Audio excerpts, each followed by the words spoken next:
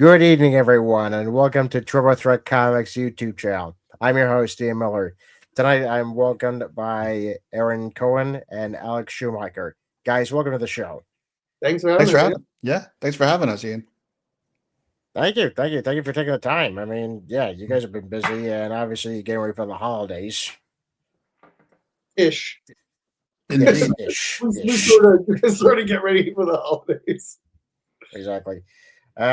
But you have a very unique project here, Sticks and Stones Holiday Special. I love the title, by the way. It's fantastic. Kickstarter. Thank you. Yeah. So before we get into that, why don't you tell us a little bit about yourselves? Sure, Alex. Why don't you kick it off? I kicked it off before. Yeah. I'm Alex Schumacher. I'm a cartoonist, and I've been at it for a while. I think I really, seriously started pursuing comics, about 10 years ago or 12 years ago, something like that. But yeah, I write and draw. I've mostly been focusing on, all ages or, kids' books these days. I've worked with Paper Cuts and done a few things with them, like the Flash Gordon anthology that just came out. And Aaron and I ended up meeting each other a couple years ago through a mutual friend and ended up producing the first story that is going to be presented in this book, which is Crime and Passover. So that's how we started working together. And yeah, so I've been doing this, I mean, in some professional capacity for probably 10 to 15 years. And it's just one of those things that remains a labor of love. I like that. Yeah, and I'm a writer. So yeah, Alex kind of gave our origin story from meeting. So I've written.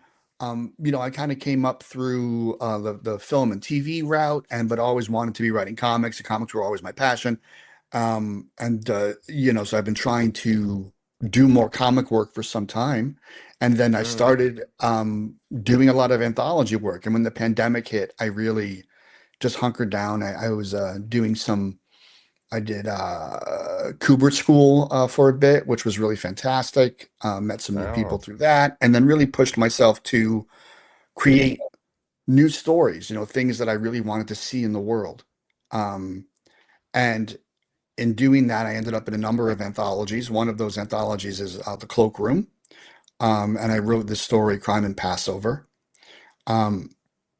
And then Alex and I hooked up on that story, and then creating this family kind of said, you know what? We want to spend more time with this family. We want to expand this family into something that's ongoing. And I think it would be really, really funny and really enjoyable and just interesting. So we expanded the Crime and Passover. Yeah, it was kind of like as soon as we connected on it, it was sort of like, oh, this is both of us, in a lot of ways. So we're expanding that out. And then, on top of that project, which is going to be on Kickstarter soon, there's other projects. There's another project that we're looking to collaborate on. This is actually our third collaboration now, Alex, which is great. There's one after this we're looking at. Yeah. And then there's a mini series that I'm working on a pitch on that we're going to go out with in a little bit. So, keeping busy, but really focused on this, on the Feynmans right now and making the holidays kind of crazy. Focused on the Feynmans. Focusing on the Feynmans. Yeah. That's what our, behind the scenes documentary is going to be called. We'll shoot it like The Office. We'll just have him like look at the camera like Jim. Yeah. Like, Yeah. Sounds fun. I would actually love to see you guys record that. I'd love to be in a room while you're recording that, so I could just see. Okay, I knew these guys, just way back before they got this documentary. So wow, happened on your show. Yeah. It could literally just be someone reading our Discord chat. It's like reading us from most sane to most crazy. Yeah. Okay, so this is fantastic. Obviously, I'm gonna show you guys the link in a minute where you can actually, follow and also give updates. But just from the artwork point of view, it's just fantastic. It makes it, from what you tell me about the story, it makes it very relatable to everybody. Yeah. I mean, that was a goal with the artwork.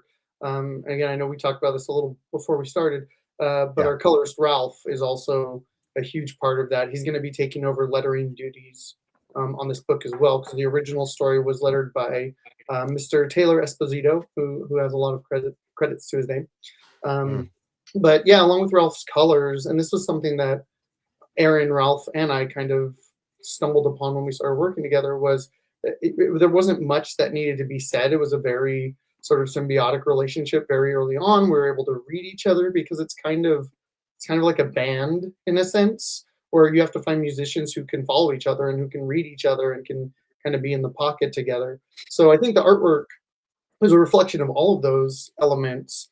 And then just, obviously influenced by our love of Saturday morning cartoons and newspaper comics, and the great animated films of our youth from the 80s and 90s, the Don Bluth stuff.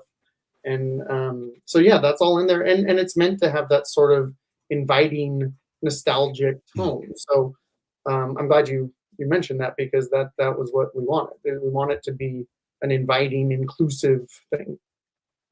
And that's the thing that I thought was great. I mean, the three of us sort of collaborating on this, Alex nailed it with the band relation. I mean, the tone of the book and the tone of these characters, which is, satirically funny but heartwarming, and they love each other, but there's a lot of back and forth, and that's family, right? Yeah. And it has a lot of those influences that Alex mentioned, sort of the Looney Tunes, the Tuck Avery, the Sunday Funnies, the Archies and the Harveys, and that type of material. But the tone is, not something that you see as much now as I think people would like to. It's something that's so endearing to people. And to see the tone of the writing come through to Alex's line work, come through to Ralph's coloring. I mean, it's just the through line of it is really great. And it's not, I mean, not something I've experienced with other collaborators. So, I mean, we definitely kept the band together, for the series from the short, to just kind of keep that amazing through line that we all felt, in the creation of that original piece. Yeah, and they all have to work together in that way, I think, to really drive home what we're trying to do. And luckily, I think with the three of us, we found that happens. As much crap as we might give Ralph sometimes, we all work very well together. We're more verbose, so it's always like, we talk and talk and talk, and he's very precise and can say exactly what he wants in one sentence, and I don't possess that skill all the time when I'm speaking as much as when I'm writing. For full disclosure, he's German, so everything is very frank with him, very straightforward. Like, they don't really do sarcasm or dry humor. And Aaron and I are kind of that's all we do. That's our lingua franca. So when you have a very, very like direct and frank European that you're dealing with, it could be very funny interaction sometimes. And we'll walk away from emails being like, is he angry? Was he angry with that? I don't know. Was he angry? We can't tell. But usually he's not. He's very even keeled and great to work with again.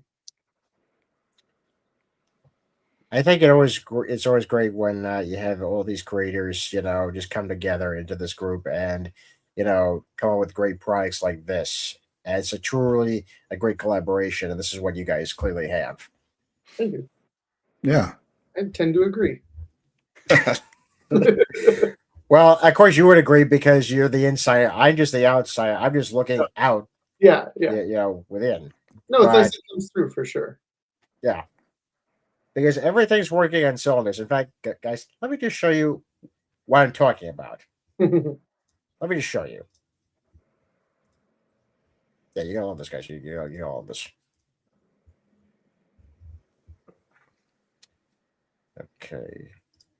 Okay. First off, how great does that look? Just how great does that look? It's a pretty good image to use there. We had some back and forth about what image to use, but that was, I think, the front runner from the beginning. And I'm a sucker for hand lettering in the artwork. Always have been. Yeah. I like to take advantage of doing some sound effects when it doesn't step on the letterers' toes too much, because obviously you want them to have room to groove and do their thing too. But yeah, the little flourish every now and again, like the poke, is fun to play with, because that's very like newspaper, cartoonist vibe too, the hand letter Yeah. stuff. Okay, so tell us about the family. Take Oh, it the away. family. All right. Yeah. So, it's a large extended family. And this to me, this is the holidays, right? Yeah. And it's a book, it's about Jewish holidays, but it's really about family holidays, families coming together, everyone having that relative, these things that happen, And with the Feynmans, the character at the center of it all is Ben Feynman. And Ben is this precocious 12-year-old who's pictured there, very, very upset, clearly. Um, You see the Looney who Tunes influence. who sort of Yeah. fancies himself um, kind of like a Bugsy Siegel, slash detective, right? So he walks around with an air of somewhere between he's in the mob, or he's trying to solve a case, and everything to him is something to get solved, something to get rectified. So he Yeah. finds these things, and then he's on the case trying to figure it out. So very early on, I always thought Passover was a great holiday, and a lot of those holidays for a mystery, because you're around a long table with a lot of people for a long period of time where anything can happen while you're there, especially Passover, because you're reading a Haggadah and you have a service for like 2 hours sometimes. So if someone Before leaves the table, yeah, who knows what happens? Um, so this is that story. Um, and so you have Ben, and then you have his cousin Mark, who is sort of the exact opposite of Ben, you know, and it's like his nemesis, but you wouldn't know it because Mark loves everything. So I wanted to create sort of a nemesis who wasn't a bad guy. He's just the opposite, like the guy who's always happy and very easygoing. And then the person who's not is like, I don't understand that personality. Why is he always like that? I don't like this guy just because he likes everything, right? Yeah. And Ben and Mark have that sort of relationship. So they often butt heads, solve things together. And then the whole rest of the family is a whole, mishigas of crazy relatives, and the mom makes up songs, and one's a war hero, and you know, it's it's really like sitting down at a family holiday with family members who just gather and you only see maybe 3 times a year, you know, which is why I have one character who always goes, "Hey, remember me?" Because you only see them 3 times a year. I like that. But every time you get together, chaos and hilarity ensues, which is Yeah. what we're capturing with these stories, hopefully. And again, like you were saying, Ian, like you saw yourself and your family in it, and we're hoping other people who have, not everybody has big extended families, but for the ones who do, we're hoping that whoever it is, they can see themselves in it. Yeah, because again, like I said, you know, big people, big families, they do have some, relatives like this, Hmm. that act certain ways where you're like, seriously? Yeah, Did you not see what happened? Did you see Aunt Joan take, the spaghetti? right. I mean, for God's sakes. Yeah, and everything becomes capital offense Yeah.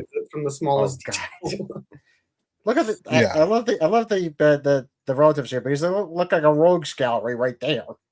Yeah, that was the idea for the page. Is that's exactly what Yeah. we're doing.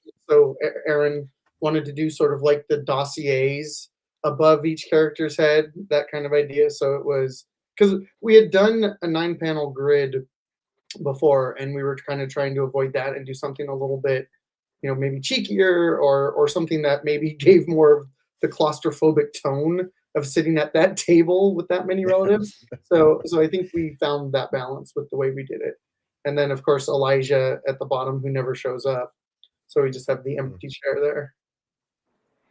One of the prophets we invite in during the service. Yeah, I told Alex when I wrote that, I'm like, this joke's very inside Passover, but I feel like it's gonna go over if we can land it, where we would need to land it. And Yeah, then because with the artwork with the empty chair, I yeah, think that's the translation that speaks to everybody. Yeah. and that speaks to what you were saying before, Ian, about the tonal translation, from writing to the line work to the coloring. Um, the interpretation of landing those jokes with humor and things that are supposed to be funny, either it hits on a page turn or it hits on a moment, it's really contingent upon the execution. Exactly. And as you can tell, we keep it fairly light, so it's pretty easy to have a good time while we're doing it. And I think that we're hoping like that's a big thing that comes through in these pages is just the fun that we're having, or at least the fun I'm having. We can't speak for everybody. No, I think my note on the last panel on this page was I want Ben standing behind Mark like Batman standing behind the Joker in Oh. Dark Knight. Only he's really short and you can't see him. Right? Yeah. That was the gag for the panel. And then Alex just crushed it. Yeah, now I can totally see it because I can see Ben obviously behind. Yeah, it's super And subtle, which is where the humor is too. It's like he sees himself as this super intimidating, force, and he's kind of a little bit of a joke, but in a loving way, like we do with relatives. It's but it's quirky.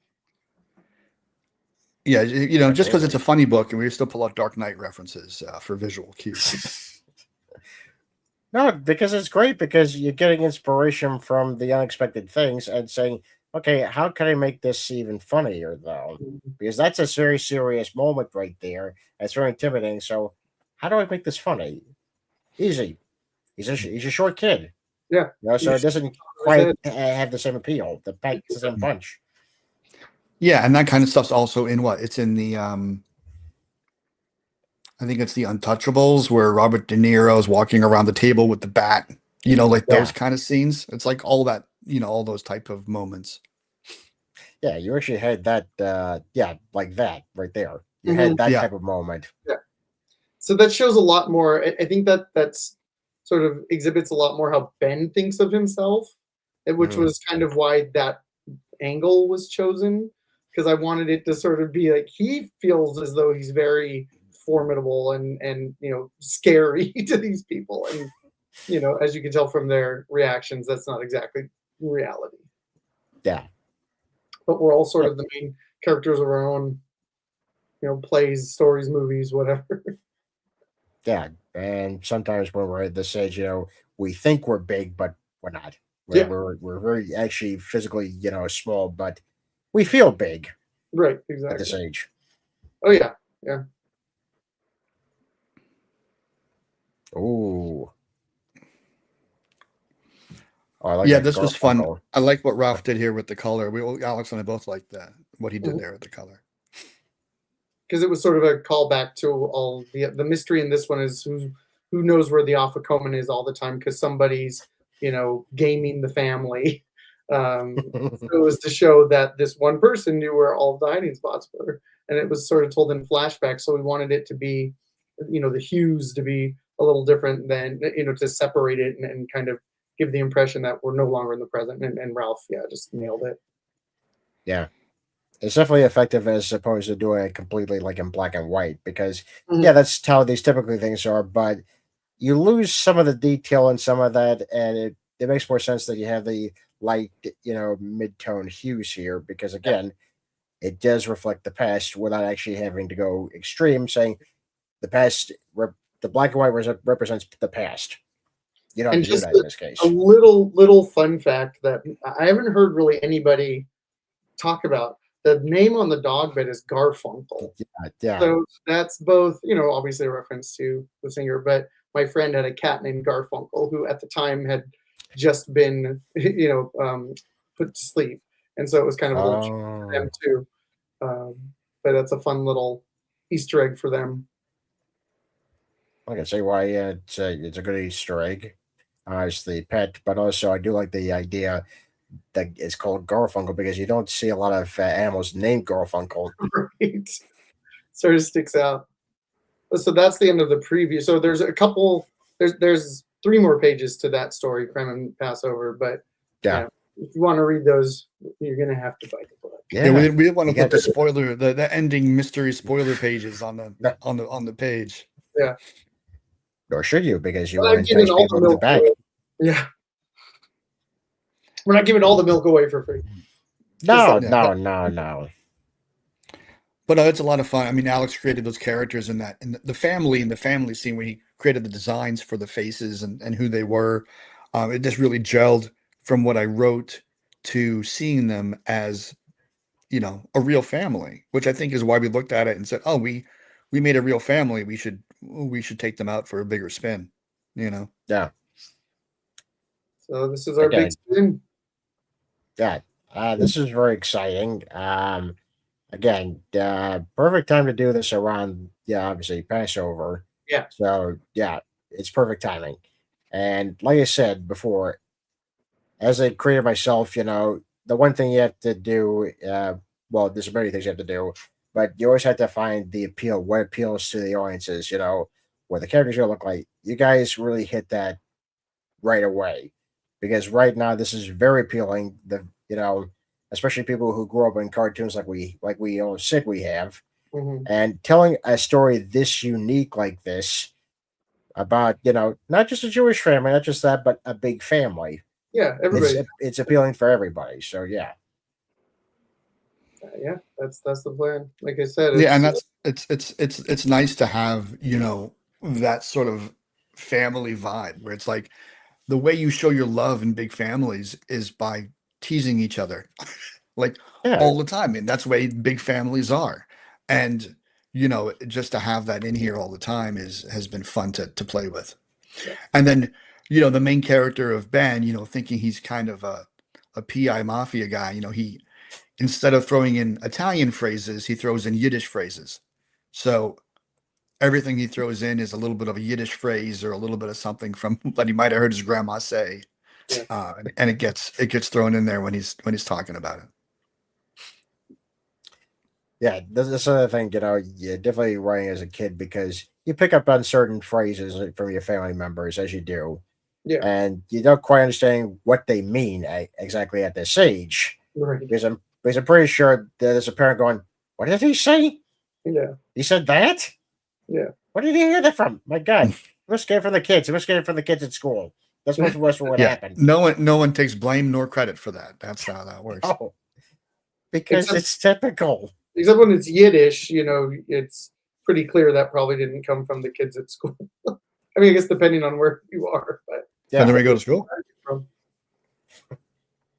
yeah. So, but if they understand, like, okay, they're actually getting this from me, so I gotta stop doing that.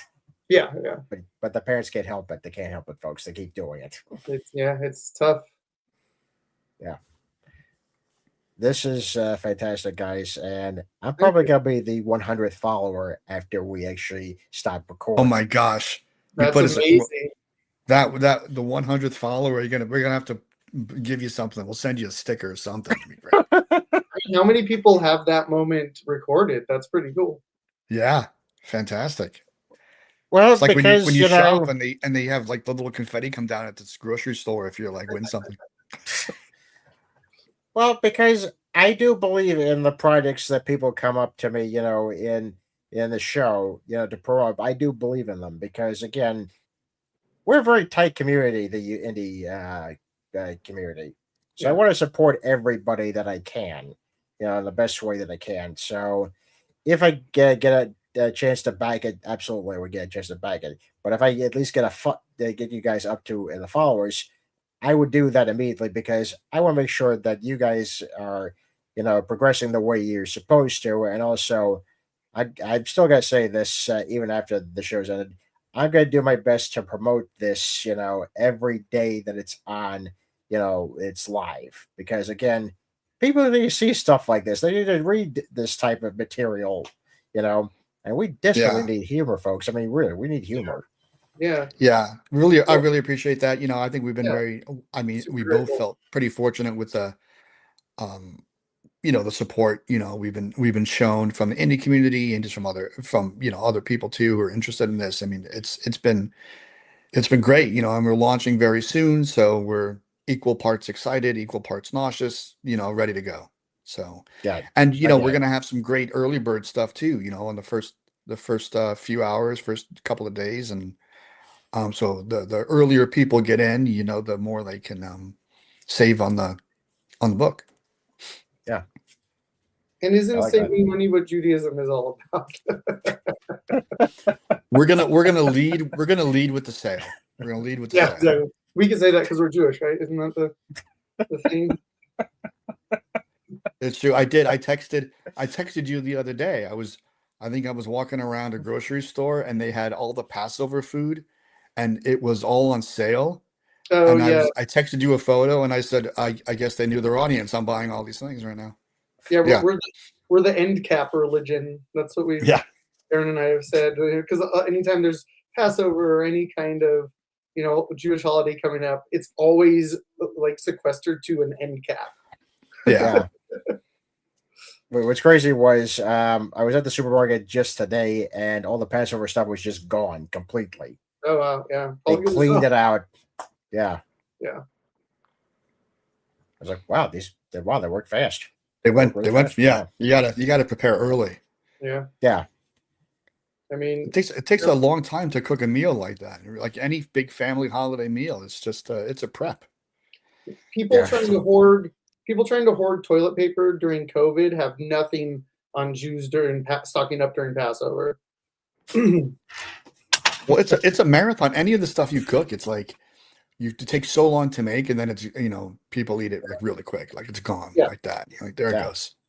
12 But hours that's of like every weddings, everything's like that. All Yeah. the prep, and then you're like, and it's done. yeah. Yeah, absolutely.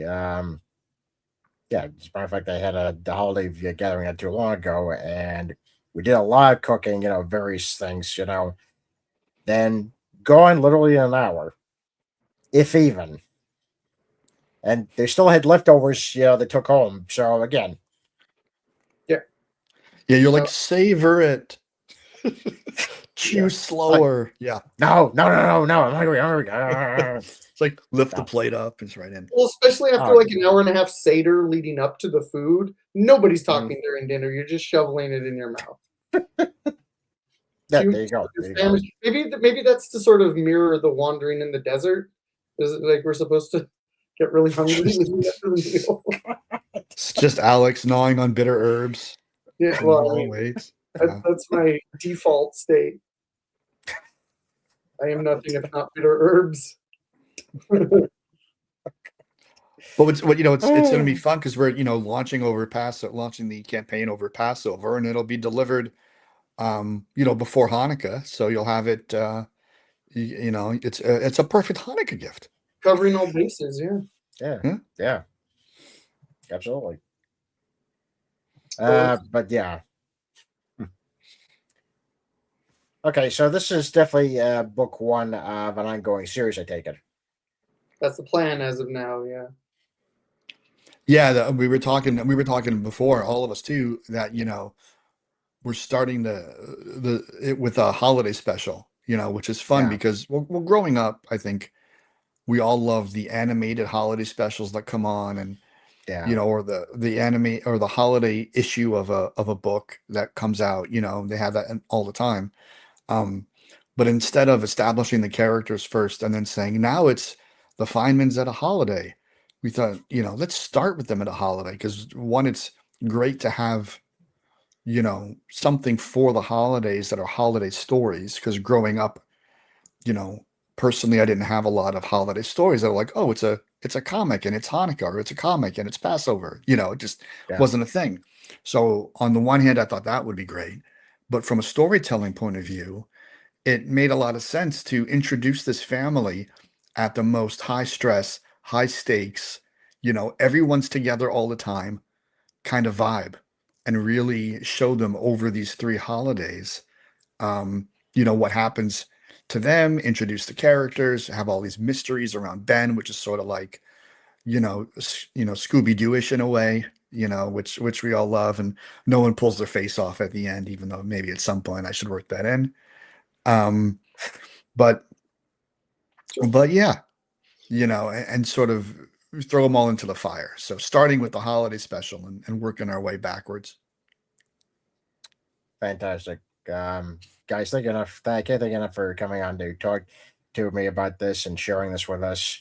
Yeah, our Um, pleasure. Thank you for having us. yeah, And if you folks haven't been following, the link is down below. But just look up Sticks and Stones Holiday Special on Kickstarter and back it today. I mean, come on. Like, you not like this. I mean, it's got everything you'd want in a comic, a humor comic. So, It yeah, does. back it. Thanks, man. Yeah, Yeah, of thanks. course, Really of course. appreciate it, Ian. Absolutely. And guys, don't forget to tune in tomorrow when I should do my um, TV show reaction to the Fantastic Four 1994 animated series. We're going to be doing episodes 5 and 6. So it's going to be on Patreon first, then I'm going to be uploading it on YouTube. So you don't want to miss that. Very cool. Yeah. Well, I think that's it for us tonight. I'm Ian Miller, and this has been Triple Threat Comics YouTube channel. It was a great night. Thanks.